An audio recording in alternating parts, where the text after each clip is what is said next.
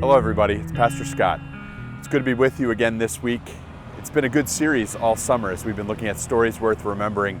And this past week we finished up with Daniel and the story of Daniel being rescued from the lion's den, being kept safe by God's righteous protection.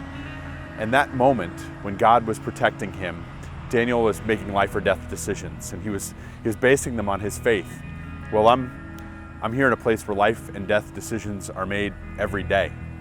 It's a place where babies are born and where people breathe their last breaths. It's a difficult place where people have to make decisions that they wish they didn't have to make. It's a difficult place where people come and some have really extreme hopelessness, not sure what it would be like for them if things were to go south, if things were to be bad. Now, it seems like this is a long way from the lion's den, but really it's about that life or death decision that we each make each day. And that's where we go from here into our new series on mercy. This week, we're looking at Deuteronomy 30. And in Deuteronomy 30, the Lord offers us this great decision, this great choice. He says, "See now, I place before you life and prosperity, death and destruction." That's verse 15. I place before you life or death. And we know that without Jesus, without God in our lives, we would have no choice at all. There would be only death.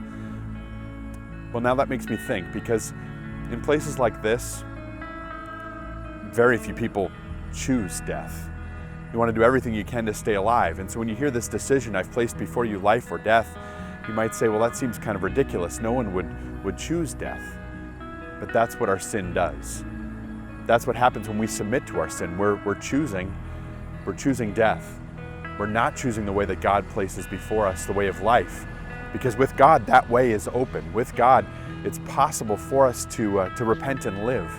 With God, it's possible for us to know the one who is the resurrection and the life, Jesus Christ.